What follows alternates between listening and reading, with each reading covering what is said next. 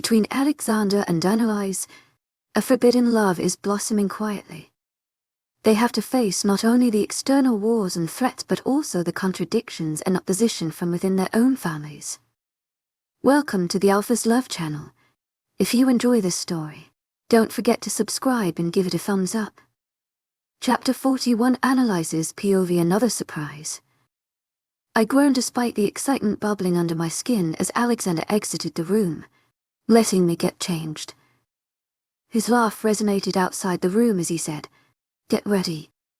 I opened the bags that he left on the bed and retrieved a beautiful, long, white dress with light purple designs, enhanced by a slit on the side and an elegant neck design. In conclusion, the dress was absolutely gorgeous and complemented my eyes perfectly. Once I was ready, I exited the room to meet Alexander, who was already waiting for me in the living room. He had dropped the suit and was dressed in something more casual and appropriate to our surrounding. "No words in the dictionaries can do justice to your beauty," he said as his eyes fell on me, waking all over my body, and I let out a small laugh. "Now you are exaggerating." I shook my head as he approached me, a hand behind his back piquing my interest. "Something caught your eyes?" he asked teasingly as he saw the curiosity written in bold, capital letter on my face. "No." I trailed off, trying to take a peek behind him, earning another laugh from him. "Happy birthday," he said in a soft voice, removing his hand from behind his back, nearly causing me to let out a squeal at the sight of the beautiful bouquet in his hands. It was a pretty big bouquet with a mix of white, light blue and purple flowers with a beautiful white packaging around it, decorated with ribbons and pearls. Wow, I nearly start jumping on the spot, a huge smile on my face. "Thank you, thank you, thank you so much." I threw my hands around his neck just as he removed the bouquet from between us. "Thank you." He wrapped his free hand around me. "I love it," I said as I pulled away. With a small smile on his face, he leaned down, pressing a sweet kiss on my lips that had my inside melting.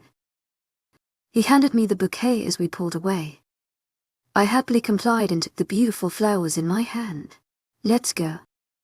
I nodded as I looped my arm with his extended one, and he led us towards the front door. He opened the door, letting me step out first as he followed me. "Where are we going?" I asked pleadingly. "Don't give me that look." He opened the passenger door for me and ushered me to get in. "It's not going to work," I huffed, sitting in the seat. He leaned in, pressing a kiss on my lips before closing the door and getting in the driver's seat. Less than 15 minutes later, he stopped the car at our destination. The beautiful jewel, blue ocean was in front of us, under the clear sky resembling a curtain of silk, and the air pregnant with the smell of salt surrounded us. Alexander led us to where a small picnic was set. A cloth was laid on the golden, caramel sand with beautiful flowers of the same color scheme as my bouquet decorating it. Enthusiasm, in the middle, there was something covered with a lid shaped as a dome. "When did you get time to do all of this?" Amazed as I sat cross-legged and Alexander sat in a similar position across me. "Don't underestimate me." He shot me a playful smile. "I would never." I shook my head, making as if that would be the biggest mistake on earth. "So, what is this?" I pointed towards the lid between us. "Lift it," he simply answered. Not wanting to delay it, my hands closed around the top, lifting it up. "Xander." I was at a loss of words as I uncovered the cake in front of me. It was simple yet beautiful. The icing around it started as white at the bottom before turning into blue as it went to the top, creating a beautiful gradient. White pearls of different sizes were placed around the cake randomly with little white flowers done with icing, all merging together in harmony to give the cake a simple yet elegant look. I am not really good at decorating. So, he trailed off and I looked at him. His one hand was nervously behind his neck as his ears turned red while looking awkwardly at me in the cake. "No," I cut him off as he was about to speak. Don't tell me that it's okay if I don't like it. I glared at him. Because I love it. It is the prettiest cake I ever had and it is perfect. Now, let's cut it. I said the last part excitedly as I took the knife that was provided. I could not help the gigantic grin on my lips and the little happy dance as I cut the cake. Taking a piece from the slice I cut, I leaned forward to feed Alexander a piece only for him to close his hand around mine, turning my hand and feeding me a piece of the cake first. I could not help the little moan that escaped me as the sweet taste spread throughout my taste buds. This is so good. I took another piece and fed him now. To my agent extraordinaire, Madeleine Nobel, heartfelt thanks for your unfailing patience, enthusiasm. No words in the dictionaries can do justice to its taste. He shook his head at me. I took another bite and I think I got high on the sugar as I did another little happy dance with my hand, humming a random tune to myself. What? My voice came out muffled as I stopped midway of my little dance, now stuffed with cake while looking at Alexander, who was already looking at me, amused. You look cute. He teased as he leaned forward, swiping his thumb against the side of my lips, gathering a little bit of icing on his thumb before licking it off his finger. I am not cute, I spoke after a moment. He let out a chuckle. Okay, little wolf. He ruffled my hair before retreating back to his position, leaving me with rolling my eyes. After eating more cake and talking, I found myself sitting, watching the nickel, silver horizon in the distance. The seesaw of the waves soothed me as they rippled gently and rolled on the sand with a light breeze in the air. Alexander had his head laid on my lap. His eyes were closed while his hands were wrapped around my waist as he faced my stomach. I blinked away the wetness spooling in my eyes at the sight of him. To my agent extraordinaire, Madeleine Nobel, heartfelt thanks for your unfailing patience, enthusiasm. As one, where I decided on giving him a chance. Never once had I imagined agreeing to this beautiful experience with him. Everything that happened with him, before and after we cleared things out, were all worth it if it ended like this. Snippets of all the time I had with him, both bad and good, played in my mind like a movie, evoking a happy yet sad feeling in me. Maybe it was finally the time where I could be happy, just like my grandfather said. I could not help but wonder, was he proud of me, of the person I became today? Would he agree with my choices? I could still not believe how everything in my life, especially me, changed over the course of the past few months. From being that Navi, young girl with hopes of getting back with her family, to how I was. I finally learned about my powers, my abilities, my worth, and who were the right people in my life, my true supporters. I had people who I could call family and could rely on no matter what happened. Alexander, Crescent, Eveline, Grand, Mother, and even Diana. The pain that I endured all these years seemed bearable now, looking back at it, with all these people by my side. It all seemed worth it, and if I had to go through it just to get to this point again, I would do it without any second thoughts and head held high. Knowing very well what awaited me, the finishing line was very well worth it. I finally had everything I once craved. I played with his luck slightly, feeling at peace with everything. He shifted slightly, his hold around me tightening as he snuggled closer to me, and I smiled. You know, it is not good to be staring at someone. Admitted little wolf. You were staring at me. Although I could not see his face properly, I had no doubt he had a cocky smirk.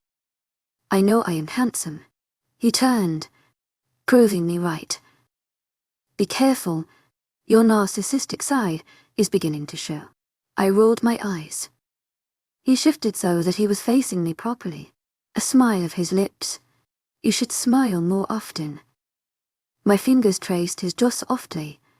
To my agent extraordinaire, Madeleine Nobel, heartfelt thanks for your unfailing patience, enthusiasm. I will. I breathed out a laugh before leaning down and placing a light kiss on his lips. Xander. I asked after a few moments of silence, and seeing the look on my face, he took my hand that was on his chest in his hands, pressing a kiss on my knuckles. What happened? To my agent extraordinaire, Madeline Noble, hearts that thanks for your unfailing patience, enthusiasm. When we'll be able to tell everybody about us without making things worse than it is? I don't know, he answered honestly, but soon, he reassured me. I nodded. I wanted to let everyone know about us, but given the circumstances, if the war with the vampires was actually cancelled, then the war would shift between us and the demons, since my father would not be keen on this matter even as he did not care about me. Even if that did occur, I had no doubt on whose side I would be on. I wanted to be able to have more of these moments with him without having to lie or sneak out. I wanted to be free with him and not hide our relationship anymore. But, like Alexander said, it would happen, soon. Little did we know, it happened a lot sooner than we had expected. Chapter 40 to Diana's POV. A feeling of peace invaded my senses at the thought of Alexander finally being happy in his life. Even if he never told us all details about what went down between him, his father and mother, I knew that whatever happened had broken him. And it was all due to Annalise. Even if he never showed it in front of us, I knew that he truly liked her and had fallen head over heels for her. There was a subtle change in his personality and the way he handles himself. I have known him since we were kids, yet never saw that spark that made its appearance a few weeks ago. I did not know much about Annalise's past, but I know it was nothing like described in fairy tales. Neither Alexander nor Annalise knew it, but they were helping each other heal, seeking comfort in each other's company and mend their broken hearts. I had only one wish: these two should never be separated from each other. What are you thinking about? Adrian asked as he sat next to me on the grass in one of the many gardens of the palace. Just thinking about Alex. He has changed, he agreed, and for the better. To each effect of having a mate. I sighed dreamily. You know, I find it unfair that you are such good friends with her and here I am. He pointed at himself, rolling his eyes. I never met her, even talked to her. I just saw her at meetings. That's it, it's not my fault if you are unlucky. I chuckled. She is very nice, you know. Do you think she will agree to come with us to the kingdom and take her place as the queen? Curiosity coded his words. I hope so, I said truthfully. She is everything a queen needs to be. Powerful, smart, kind, determined, brave. Stands up for herself. You know the best part. Smiling. She is not afraid of Alex either. She called him an asshole when he tried ignoring her. That was the first time someone actually voiced it out in front of him. It was a good thing she said it, because you remember how pissed off he was after she told him that. We had no idea why he was in such a bad mood until he revealed it a few days later. I remember even being scared as he went ballistic and kept breaking things. He shuddered slightly at the thought. And you either you were brave. Earning myself a glare. I am happy for him though. After all these years of thinking he was not good enough to have someone to love him, he finally found his other half. They make such a cute pair. I just cannot wait for the time when Annalise will rule next to Alex as our queen. What? Adrian and I froze at the shriek we heard from behind us. I whipped my head to the source and felt the red water draining from my face quicker than a lightning bolt illuminating the sky. I looked at Adrian, who mirrored my expression. A few feet away from us stood Raina and Ivory. We both scurried to our feet, facing them. Can we help you with anything, princess? I asked politely, hoping she did not hear our entire conversation, but like a bucket of ice cold water was dropped on me. Oh, don't tack done. Ivory scoffed. We heard you clearly say that Annalise would become your queen, so just speak. We are speaking with respect to you. Please, don't use that tone with us. Adrian said through gritted teeth. Raina out his small laugh. Respect. You want us to respect you? She scoffed. Respecting us is your job, yes. You are merely the second and third in command, Ivory added, making Raina laugh. I clenched my fist before unclenching it. It took all my willpower to not go and punch those smiles off their faces. I was tempted to mind link Alexander so that he could talk some senses in these two just like he did the last time. However, I knew that this time I could not, did not want to, do it. He was with Annalise and I did not want to interrupt them. No, start speaking. What were you saying earlier? It was a joke. We were just saying things like that. I lied, hoping she would just drop the matter. And you expect us to believe that bullshit? Just spit out. Raina voiced out. We were just playing around. Adrian said, but judging by the slight edge in his tone, I could tell he was losing his patience with them. Do you take us for fools? Ivory scoffs. If you are one, then why would we not? Adrian muttered. If it were with our people, most of us would not probably hear it, but Ivory and Raina were werewolves. They picked up on it. How dare you? She sneered. Just tell us what you meant by that weakling becoming your queen. Why would we? Adrian snapped. I placed my hand on his shoulder, attempting to calm him down, but I knew it was futile given his eyes had started changing color. If there was one thing that could make Adrian furious this easily, that was disrespect, and these were doing a great job at it. Not only were they disrespecting us, but also Annalise, our future queen. Don't you dare talk back to us, Raina snapped.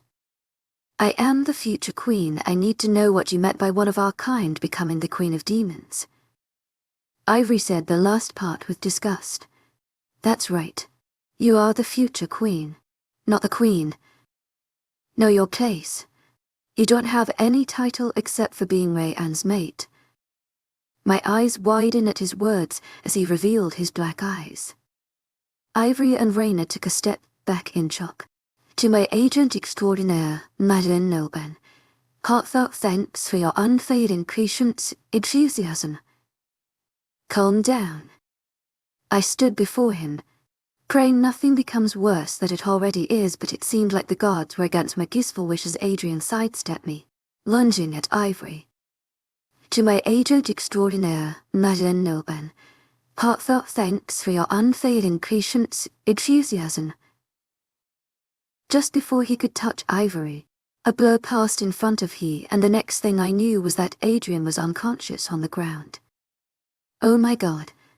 To my agent extraordinaire, Madeleine Nolben, heartfelt thanks for your unfailing patience, enthusiasm.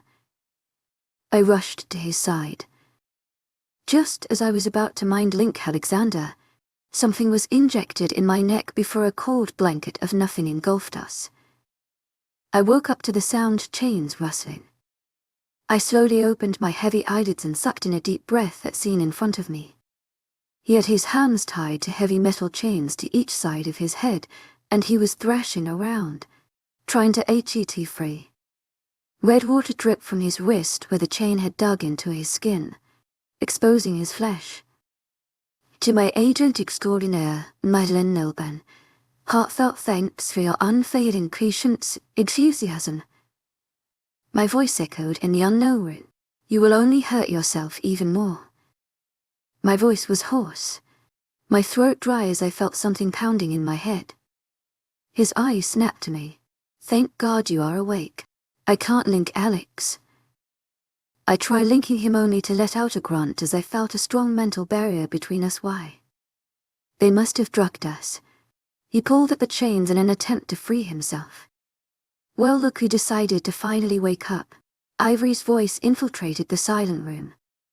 I turned towards her, seeing four guards flanking her sides. Where are we? Getting what you deserve for disrespecting us, she mocked. Time to pay the price and for everyone to see it. Her tone changes into something dark, full of malice. I watched as 2 guards removed the chains around Adrian's hands and started dragging him out of the room while the other 2 moved in my direction and did the same to my chains. "Where are you taking us?" I thrashed in the hold only to be met with silence and felt my energy getting more drained. Feeling like a lamb about to be slaughtered, I gave up, letting them drag me to wherever they were taking us. Soon, we reached a double door with 2 guards outside. They forced us to stand on our feet properly and walk ahead of them as they nudged us to move forward, their extended claws pressing into our spine. "You will regret disrespecting us," Ivory said before turning around. "You are nothing but a bitch and an even bigger coward." Rayanne's Metai spat as she disappeared from our sight. Numerous gasps were heard as the double doors opened and we entered the room. It was really huge and accommodated most of the people that were currently in the castle. The room had a long carpet starting from the door all the way to the stage at the end of the room. On each side of the carpet stood different supernatural creatures. Our people looked of pity and fury directed at the werewolves as they tried breaking past the numerous guards lined up in front of them. On the stage, all the leaders were seated except for to cheers Alexander and Annalise. The guards led us up the stage where they made us stand on an added podium where everybody could see us clearly. "Silence," some random guy who was standing on the stage shouted. "Adrian and Diana have been accused of disrespecting Princess Raina and our future queen, Ivory, and also injuring them." My jaws hit the floor as the last part leaves him. "We did not injure them." I protested, but it fell on deaf ears as a few from the crowd shouted words of disapproval. Not only were they accusing us of things we never did, but they were resolving this issue as if we were in the 90s. As Princess Raina said, they attacked her, hurting her. My gaze fell on Raina, who was sitting next to her mother, looking scared as she wrapped her hands around herself, several bruises on her face and arms. I scoffed at her acting. They also disrespected Ivory and belittled her. My head whipped to the woman in question to see her acting overacting, as tears streamed down her face while Rayan comforted her, yet there was this evil glint as she looked at me. King Gabriel stood up, his eyes burning with fury. "You should be punished for talking to them like this. You cannot disrespect us. Not once did any of our people hurt you, yet you attacked my daughters." Many more protests erupted. "Silence," he commanded. "We did not do anything. It was your princess and future queen who started disrespecting us first." Julian said, looking right in his eyes. "You should teach them some manners before trying to teach us." I did not bother stopping him. I was enjoying it. If we were about to be killed, we might as well do things that were worth dying for. Just as I was about to speak up, a blur passed in front of us. Rayanne was in front of us and punched Adrian. "Are you out of your mind?" I exclaimed, and several people supported me. I saw Ed as Adrian fell on the floor, gasping for air, red water dripping from the side of his mouth. I tried moving, but I felt like I was being weighed down by a ton of brick. "Prince Rayanne, I think we should handle this in a more mature way," King Tarsal as he stood up. "That's right," I said out loud. "Listen to him, because unlike you, he has a brain and knows how to use it. You bunch of cowards and imbeciles," I shouted as my anger rose. "You drug us and then hit us when we are weak. If this is how the future king of werewolves will be, then they are doomed." I chuckled darkly. "How dare you?" he exclaimed, his eyes changing color.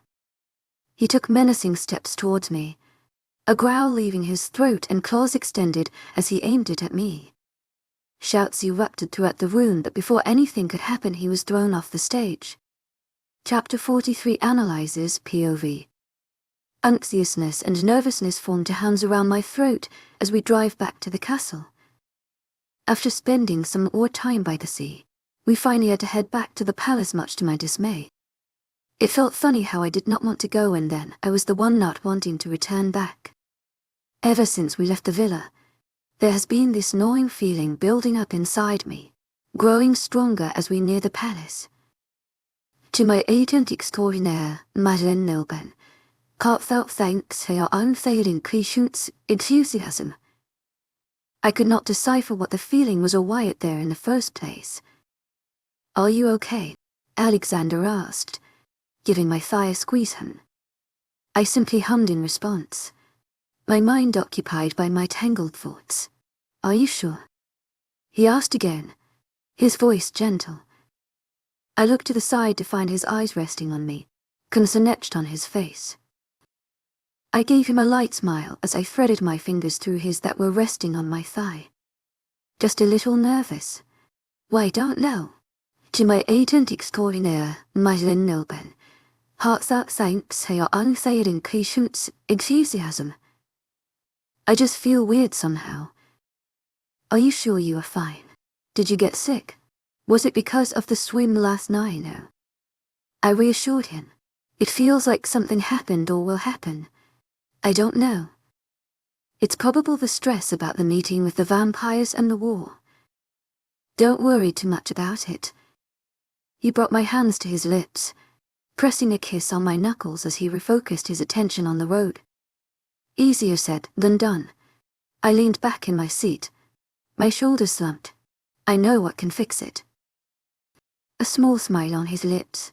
Enlighten me, Your Highness. I joked. Later tonight, I can give you massage. It happens to be my speciality. He sent a playful wink at me, causing to let out a chuckle. His words instantly lifted my mood. I felt the nervousness dissipate, though it still remained in the back of my mind, lingering and warning me of the inevitable. That would very much be appreciated. I beamed at him. To that also add sleeping while cuddling for the entire night. He rolled his eyes but nonetheless smiled. I focused my attention on the scenery, waiting for the castle to come in view. Not long after, Alexander pulled up in front of the castle. I'll see you at night in your room. Alexander informed me before pulling me in for a kiss. Getting out of the car, we both went our separate way, to our rooms. I was just about to change out of my clothes when the doors to my room flew open as the person stepped in without knock. The string of curses that were about to leave my mouth get trapped in my throat at the sight of a fuming Alexander. Xander, I closed the distance between us, placing my hand on his bicep. What happened? I asked tentatively. My eyes fell on his clenched fist, his knuckles white. He took in a deep breath, unclenching his fist as he spoke. Diana and Rubble and I have no clue where they are in this goddamn castle. Come on, let's not waste any time. I left my room, Alexander on my side. I walked briskly to the nearest guard and asked his about the whereabouts of Adrian and Diana. We followed the instructions of the guard and took several turns before finally reaching the guarded double doors. Open the doors, I commanded as soon as the guards' attention were on us. They complied to my orders. The doors slid open and I stepped in the room only to freeze with the first few steps. Adrian and Diana were on an elevated part of the stage at the other end of the room. Both of them looked like they had been through hell. Adrian was on the floor gasping for air, his hands around his neck while Diana's angry shouts were directed toward Ray, and who wore a smug look on his face as he looked down on Adrian. His smug look switched into one of anger and fury as he exclaimed, "How dare you?" He took menacing steps towards Diana, his wolf side trying to take control as he extended his claws, aiming it at Diana. As shouts erupted, I caught sight of Alexander advancing towards the stage, fury rolling off him in waves. In the blink of an eye, he was on the stage. I watched, stunned, as his hands wrapped around Rayan's neck, earning a growl from the latter and threw him off the stage. The crowd stepped back, shocked, various gasps and shouts of shocks erupting in the room as Rayan landed on the floor while everyone who was sitting got on their feet. "What do you think you are doing to my son?"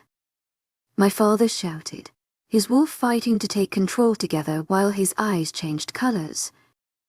Many other werewolves in the room supported him by shouting their opinions, which turned into a chorus of incoherent words. "And what do you think you are doing to my people?" Alexander said in a composed, cold voice void of any emotion, yet lethal and powerful, that nearly made me wince, and I was not even on the receiving end of it. Despite not shouting like my father, his tone carried more rage than his, and it looked like even my father was taken aback for a second.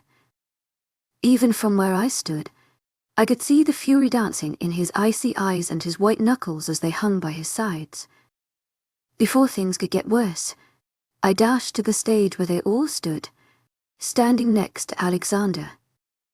"Don't start fighting now, please," Grandmother said as she approached the duo of fuming men. "Tell him to teach his people how to respect the royal family and not attack them." My mother's angry voice reached my ears and I rolled my eyes.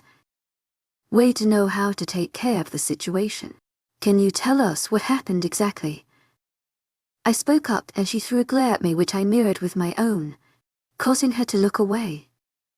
"These two," Ivory pointed to Adrian and Diana, disgust evident in her eyes and tone as she spoke.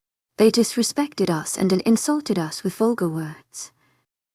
Her voice broke at the end and I remarked her red eyes brimmed with tears, trails of previous tears on her cheeks.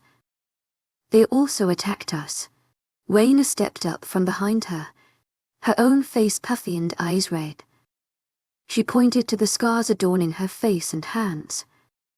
I frowned at the marks as I studied them both. "Look," my mother exclaimed as she looked at her daughter, sadness slowly mixing with the previous anger in her eyes. "This is what they did." "I refuse to believe this," Alexander said firmly. Many boos were heard from the crowd as well as other who were supporting Alexander. "It was a mess. That is your problem," Wayne shouted as he finally got back on the stage, his eyes glowing. "They will have to deal with the consequences of hurting my sister and mate." He motioned for two guards to grab Adrian and Diana. I knew Diana only for a few days, but I knew very well she would never do this. Not without a reason, and as far as Adrian went, I trusted him since he was so close to Alexander. He was like a family to Alexander and I trusted him. "Stay away from them," Alexander ordered, his voice calm yet deeper, a mix of two people talking together, his demon in him. The guards hesitated in their steps, but they continued as my father nodded for them to continue. I watched with wide eyes as they pulled Diana forcefully by her arms, a small wind clearing her mouth. "Lizzie, you need to do something. You are supposed to be their queen, and if you don't help them now, then when will you?" Crescent said. "You remember your grandmother said, like a leader, this is it. You are their leader and queen. Stop right where you are and leave them." I said firmly, and the guards did as they were told. I ignored the gasps that went through the crowd. "What are you doing?" My mother whispered yelled as she harshly grabbed my forearm, her nails digging crescent moons in my skin as she pulled me away from Alexander's side to where my family stood. Alexander was about to reach to grab me, but I showed him a reassuring look. His eyes fell on my mother's hand and his jaw ticked, but he let me handle the situation. My free hand closed around my mother's wrist, applying pressure that caused her to wince as she let go of me. I pulled my hands away from her, handling the situation in the proper way. My father looked at me with wide eyes as many werewolves started shouting things at me for siding with the demons as I walked to Alexander's side. I clenched my fists as I overlooked the crowd of people that had forgotten about my existence all these years. Yet, there they were, judging me from one action. They deemed me as wrong just because what I was doing did not align with their morals and their ways of treating others. One werewolf and demon started shouting things at each other from the different sides of the room, and soon their verbal fights converted into a physical one as they broke through the ward of guards and charged at each other. Taking advantage of the opening between the guards, people from both sides converged into kicks, claws, shouts at the middle of the room. The other leaders signaled their people to break them apart, but everything got even worse. Stop it. All of you. My own voice turning deeper and commanding as Crescent made her presence known. All the werewolves and demons. Separate. Now following my command. The fight stopped. The crowd parted like the Red Sea as the werewolves moved to one side and the demons to the other, the carpet acting as a line between them. Calm, my mother asked, speechless. How did you command the demons? I ignored her question. Back to the matter we have in hand. They did not do anything. There are no proofs. Then how do you explain this? Ivory interrupted me. I am not done talking. So, shut up and listen. I snapped at her. She tensed and lowered her head. Wei-An stepped forward, glaring daggers and ready to defend his mate, but Alexander stepped up in front of him, blocking him as he glared at him. Didn't you hear what she said? Shut up and listen, he said through gritted teeth. You said they had trainer. How can you believe this? I nearly exclaimed as I reached my limits with them. They called themselves powerful, intelligent and under prosperity, but their actions contradict their words. These injuries, I motioned to Raina, who was still sobbing, they are not real. These are minor injuries, and Raina, being a werewolf, should have been healed by now. I saw Raina's eyes widen for a split second, and she has the royal family's genes. It does not make sense for her to still suffer from these injuries for so long. I saw people's eyes widen in realization as Rayla looked down. Guilty. And for the insults or words you said they used, Alexander spoke up. Unless you present us with concrete proof. It is not proven. What? Ivory exclaimed, her previous meek and scared voice gone as she spoke. They disrespected us. And right now, in front of everyone, they disrespected Ray-Ann and father. All of these people are witnesses. They are also witness to the unfair treatment you are giving them and the circumstances that led them to say what they did. I remind her, they disrespected my daughters and that is it. My father spoke up. Well, you can't expect to be respected if you don't respect others, Diana retorted. And you cannot pass judgment without hearing both sides. You listened to them, but did you listen to Diana and Adrian?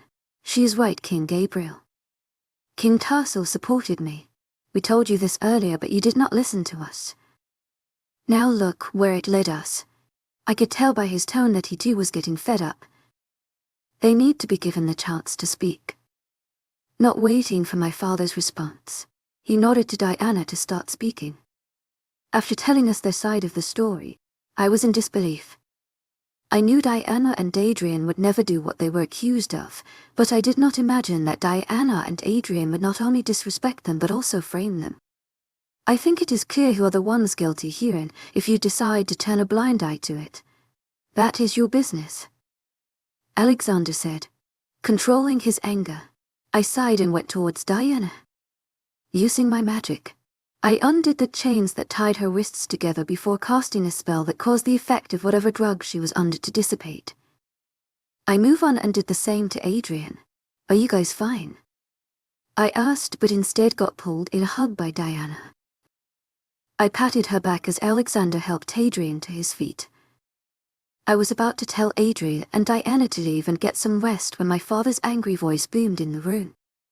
Why are you siding with them? They are our enemies. Your enemies, not mine, I said firmly. He quickly masked the shock on his face as my father came up next to him. What are you talking about? Have you gone mad? How can you do this to your own people? You betrayed us, Raina said, fake tears pooling in her eyes as if she actually feels betrayed, but I saw the evil glint.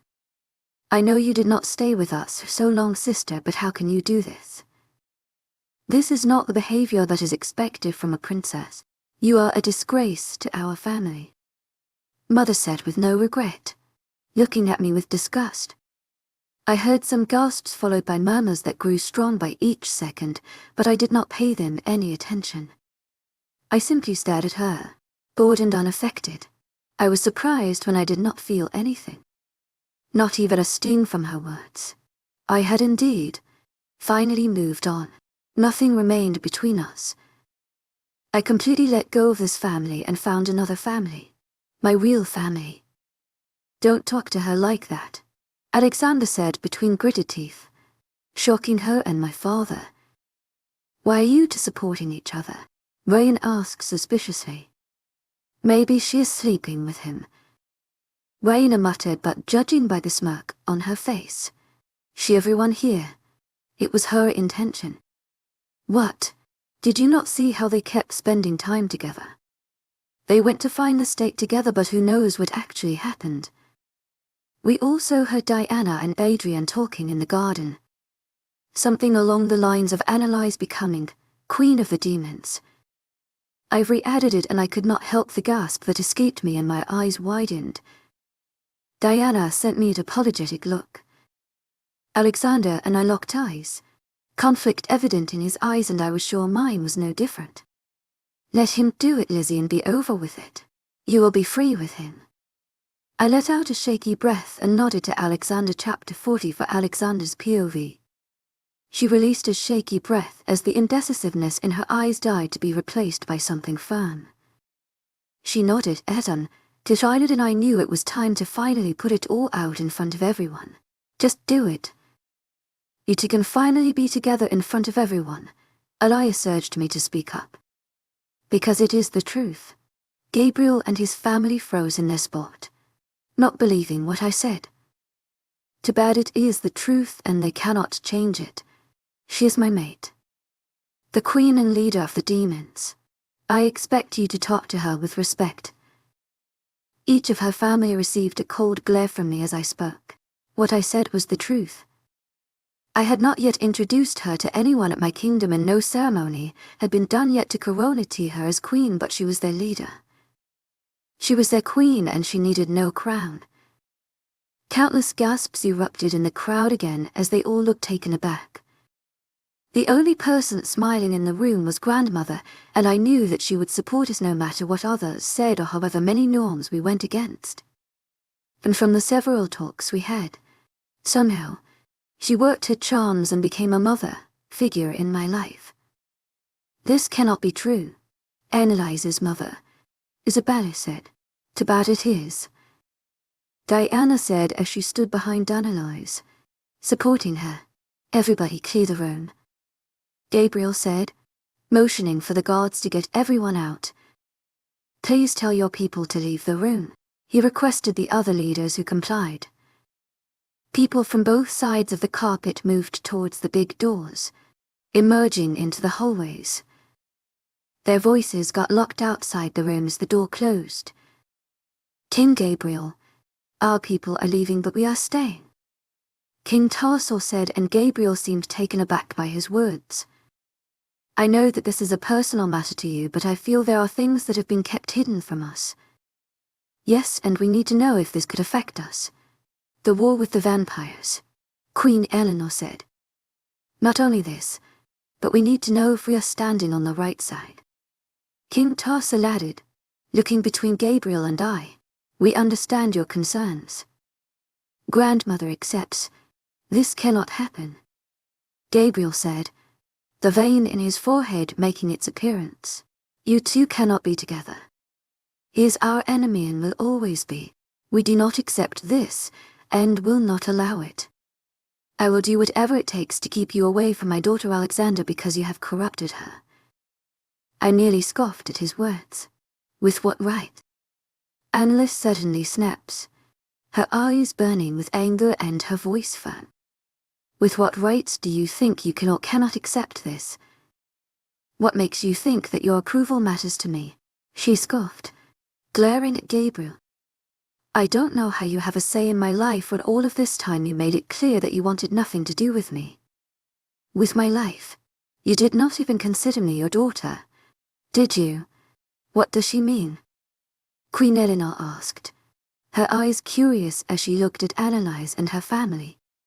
She's just mad right now. Isabella spoke up, laughing awkwardly. I am sure she will understand that we want what is best for her and our people. Annalise let out a cold, dark chuckle as she looked at her mother. What happened? Afraid the truth will be out. She raised a brow at them. Despite the mock in her voice, her eyes showed nothing but pure anger. Anger that had been kept hidden inside of her since a long time. Anger that had been suppressed because she felt she was at fault and she was not enough for them. Now that she knew it was not her fault, there was no stopping the anger from overflowing. You did not send me away to some school for studying or improving my skills and powers like you claimed to. You don't know what you are saying. Gabriel started and advanced towards her, glaring at her. King Gabriel, let her speak. King Tarsal said firmly. You can share your thoughts later. Are you trying to conceal something from us, King Gabriel? Queen Eleanor asked no. Raina spoke up. Annalise is just shaken. Raina, let Annalise continue what she was saying. Grandmother spoke firmly and they all kept quiet. I have had enough of you. All of you. I have had enough of your thoughts on me and your way to treat me. I am not interested to air our dirty laundry in front of all these people. I am not going to stoop to your level. Glaring at her family, and I could not help but feel proud of her. Just know that I will be with him, irrespective of your wishes. You cannot separate us simply because of an enmity you guys are not willing to let go. There is a reason why we are not letting it go, Annalise, and that is for our safety, including you. Everything we did was for your best and also for our kingdom. Isabella said, a soft voice, tears pooling in her eyes as she stretched an arm towards Annalise. The way her mother changed her expressions, her tone so quickly to manipulate the situation into her favor actually surprised me. Know everything you did was for your best. Nothing else. Annalise said as she took a step back, looking at her mother's hand with disgust and disbelief. To my agent extraordinaire, Madeleine Nilben, heartfelt thanks for your unfailing patience, enthusiasm. Please, she gave her a pleading look, a tear rolling down her cheeks. Annalise let out a scoff, shaking her head. Stop the act. Just minutes earlier you called me a disgrace and now you are shedding tears for me. You cannot change my mind no matter what you do. You don't get a say in this. Gabriel said firmly. He pointed to me and I gave him an unbothered look. You will leave my castle right now and never step back in here and ask for you. He looked at Annalise. You will reject him right now in front of me. It is good to have dreams. Annalise said, crossing her arms in front of her, but not all dreams are fulfilled. I don't care what to do to keep you two away, but I will do it. Don't underestimate me. Gabriel said, even if it involves having to kill you. Rayan looked at me, his eyes changing color. I would like to see you try. I stood up taller, meeting his challenge. Rayan, stop it. Grandmother intervened. You are threatening a king in front of everyone right now. Let the others handle it. He's telling the truth. Gabriel supported his son. If it means killing him to get them to separate, I will do it. Go ahead. This way everyone will see how you lose. To my agent extraordinaire, Madeleine Nilben, heartfelt thanks for your unfailing patience, enthusiasm. His eyes changing colors while glaring at me. Gabriel. Grandmother glared at him. Calm down and solve this matter in a more mature way, please. This must be what the seer was talking about. Raina spoke up as her eyes darted between Annalise and I like she saw the greatest mystery on earth. This is how she will be our due, backstabbing us by siding with them. She knows the demons are our enemies, yet she still is willing to go with him. That is the most inaccurate analysis of the prophecy. To my agent extraordinaire, Madeleine Nilben, heartfelt thanks for your unfailing patience, enthusiasm. Not bothering to hold back my irritation. Gabriel started only to get cut off by Annalise. Enough now. She glared at them all. You are nothing to me. Your opinions mean nothing to me. Your decisions are futile because I will not be going along with it. Your words are meaningless and so are your thoughts. We are your family allies. When he breaks your heart and trust, you will have to come to us. You need us, Isabella said. I don't need you, Annalise said angrily. I spent all these years on my own and survived. I am here, aren't I? I am proof that I do not need you. You need me. That's why you called me here. Remember, people make mistakes, Annalise. Family. You don't know what family is, she exclaimed. You all chose a prophecy over your own daughter. You chose to believe that without even understanding it fully. You chose the words of a stranger over the pleas of your daughter. You chose to send me away. You chose to not contact me even when I reached out to you. If you were my family, you would have chosen me, but you did not. Her voice turned shaky at the end as she got everything off her chest. In a few steps I was at her side and entwined our fingers together, pulling her closer to me. I felt the presence of Diana and Adrian as they flanked our sides as we looked at Annalise's fuming family. Everything that happened till today was because of what you wanted, but not anymore. I will get that I want. I will choose what I want, and I want to be with Alexander. Her tone left no room for arguments. Fine. If you want to be together with him, then I don't want to see you in my castle anymore. It is not like you ever wanted to, Annalise mumbled under her breath. If I see you anywhere near this castle or my family, I will not hesitate to kill you. Get out of my castle and know one thing, you were right. I never considered you as my daughter. I gave her hand a reassuring squeeze. You don't deserve to be my daughter. You are nothing but a shame and disgrace to the royal family. He spat and I saw his change color as he lunged towards Annalise. In a split second, I pulled Annalise behind me, letting go of her hand and punching Gabriel right in the face, causing him to stumble back a few steps. He groaned, glaring at me. Watch your tongue and keep your hands to yourself, or you will find them both detached from your body. I glared at him, which only fueled his anger. He lunged at me, claws extended as the voice of the other leaders fell on deaf ears. I caught his hands in mine. I kicked him hard in the knee and he fell down with a pained groan. Letting go of his hand, I grabbed him by his collar and threw him off the stage against one of the old pillars in the room. Ray-Ann's words got stuck mid-sentence as he levitated above the floor, eyes wide. My eyes went to Annalise, who, despite had her hands by her side, was responsible for Ray-Ann's state. I watched as he thrashed around and started wheezing for air, his hands going around his neck. What? Isabella's words turned into a shocked scream as Ray-Ann was thrown against the wall. As soon as he was about to hit the floor, he was lifted up again before getting thrown against another pillar and finally against the ceiling, from where he fell freely on the floor. Someone stop it, Ivory said. Queen Eleanor, do something. You are a witch. I cannot control it. The power around him is very strong. You are the damn queen of witches. There cannot be anyone who is stronger than you. Raina shouts at her. Princess, it would be better if you knew to respect others, Queen Eleanor said sharply.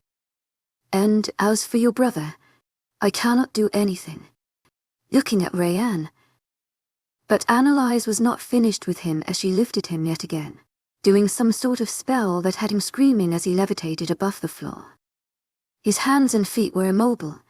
The only movement were that of his lips for his shout. Soon red water dripped from his nose and his eyes turned red as red water poured in them instead of tears. A drop of red water rolled down his cheek. He was the epitome of making someone cry tears of red water. Annalise let go of him and he fell on the floor. Her eyes fell on mine, but she just shrugged, giving me an innocent look.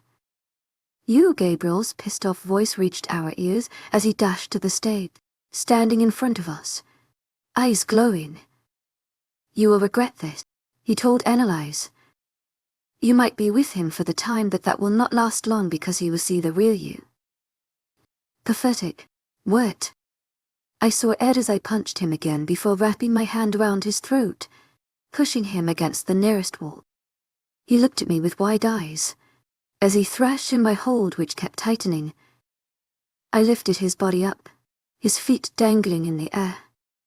He extended his claws and tried to make me loosen my hold around him, but his scratches were just scratches. Tell him to stop. Isabella's panicked voice rang in my ears, and from the corner of my eyes I caught her next to Annalise, a pleading look in her eyes. Why should I? Annalise replied, not removing her cold eyes from us. He asked for it, Isabella. You too are too blinded by the hunger of power that you never realized what you did to your own daughter. Grandmother said. I felt him trying to shift, but my hold withheld him.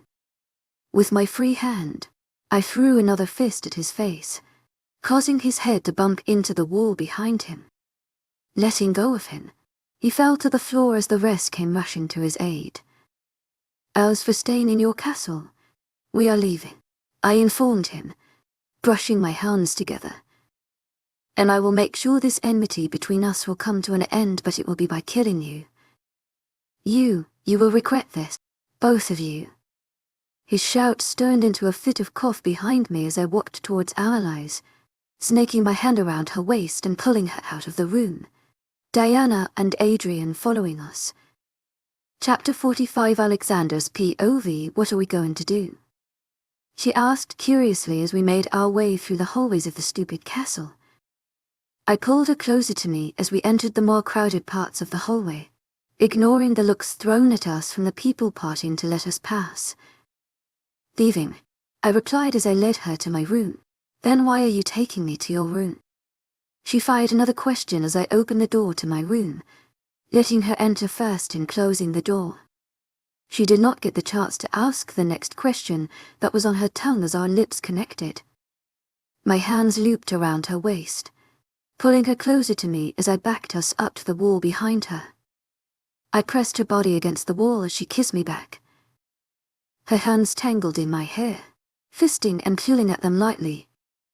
I grunted into the kiss, feeling her lips turn into a small smile as her eyes fluttered close, her eyelashes gently brushing her cheekbones.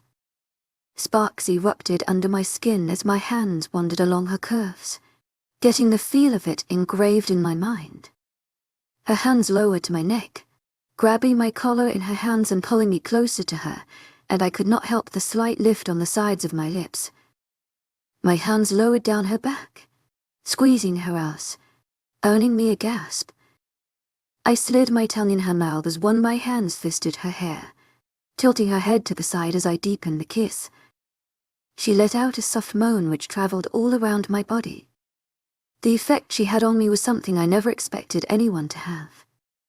Ever since she agreed to give me a chance, slowly she managed to find her way into my heart and mend that piece that was broken with the death of my mother. Even though I would never be able to be how I once was, I was no longer empty and broken. That part that left with my mother will never come back, but Annalise filled the void left behind it. She became the missing part that completed me. She became a part of my soul, my mind. To my agent extraordinaire, Madeleine Nilben, heartfelt thanks for your unfailing patience, enthusiasm. We finally pulled away and I rested my forehead on hers as her breathing came out irregular. What was that for? I tucked one strand of her dark locks behind the ear. I hate the way they talk to you, I admitted as the words of her family came back my mind. I knew they never had a good relation. After what Annalise told me, I knew they never got along and they did not like her. To my agent extraordinaire, Madeleine Nilben, heartfelt thanks for your unfailing patience, enthusiasm. I never imagined that they could go to the extent of humiliating her in front of others without any remorse or regret when she did not do anything wrong. Simply because it was not something they condoned, they deemed it as wrong. I stopped caring about them. She held the side of my face in her palms, making me look into her purple eyes that looked so clear and simply heavenly. It does not affect me anymore. She got on her tiptoes, pressing a soft kiss to my lips. I know. To my agent extraordinaire, Myron Noble, heartfelt thanks for your unfailing patience, enthusiasm. On those calendar, she gained my attention as I looked at her. They do not mean anything to me anymore. They are not my family. Her eyes turned glossy as she spoke. You are, she added softly. I don't care about their words or thoughts. Only yours. She gave me a light smile. You have been by my side when I had nobody, Xander. You helped me, listened to me, took care of me, respected my choices, protected me, trusted me, supported me, cherished me. Her words did something to me as I felt a lump form in my throat and my heart was beating erratically, at an abnormal pace while my chest constricted. The last time anyone ever said anything similar to this was my mother. You make me feel safe and in my messed up life. You are my safe place, Xander. I swallowed the lump in my throat as her words tore down the remaining of the walls I had built around me. Somewhere I can confide in without being judged. You bring out the best of me, and I'm so grateful to have you in my life. I blinked several times as tears shockingly threatened to make an appearance. To my agent extraordinaire, Myron Noble, heartfelt thanks for your unfailing patience, enthusiasm. My throat going dry. I am not good with words like you, but her gaze met mine, ever felt surer of any decision. I love you. The 3 simple words explained everything I felt towards her better than I could ever use in 1,000 words. I feared if I actually used so many sentences as her, I would end up messing it up. Her eyes widened slightly as she bit her lower lip. Her chin trembled, her glossy eyes looking right at me. Xander, if you are not ready, I understand.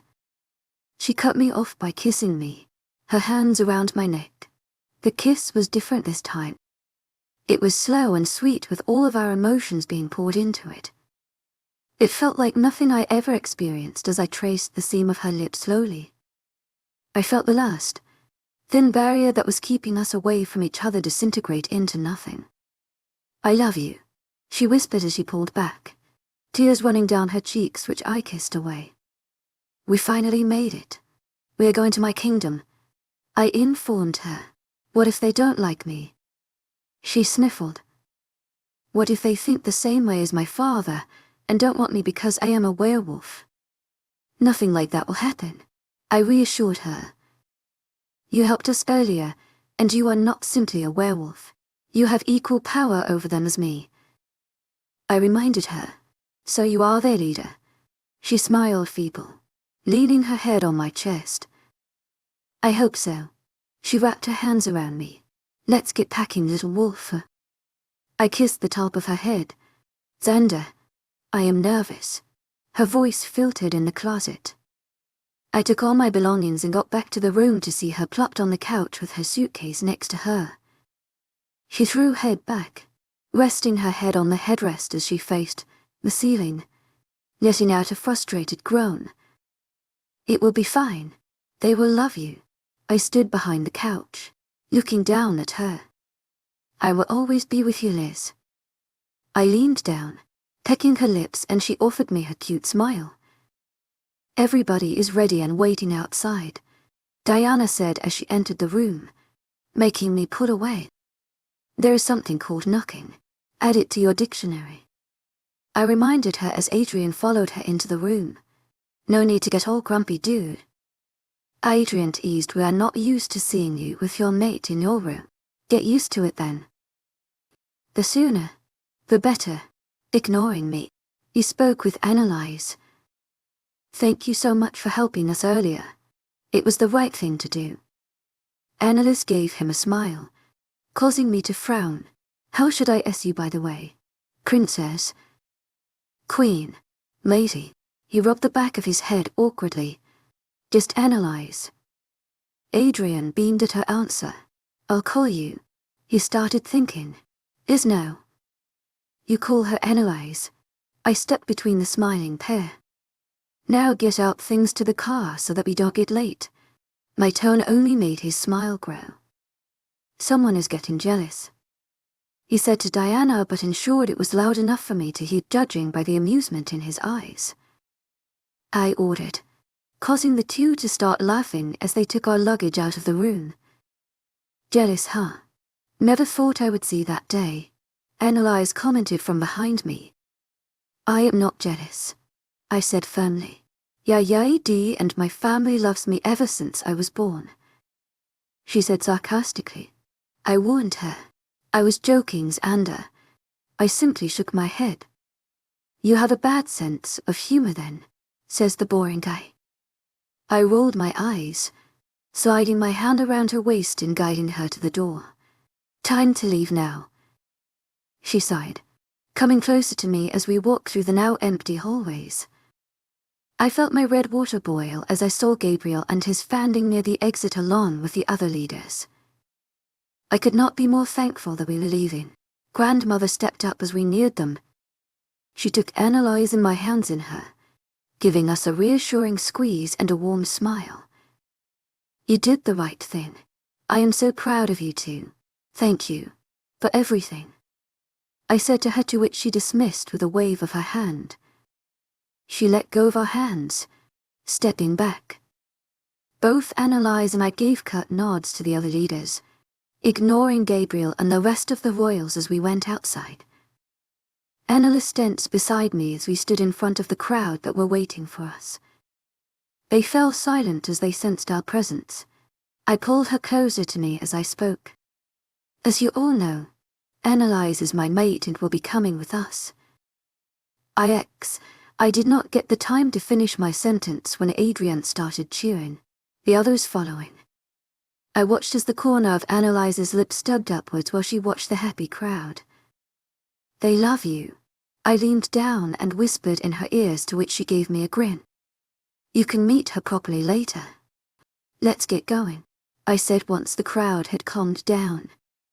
The crowd parted as they allowed us to pass through, and I could feel the happiness radiating off her. Thank you for tuning in. If you enjoyed this episode of the story, please give it a like, and don't forget to subscribe to get notifications for updates.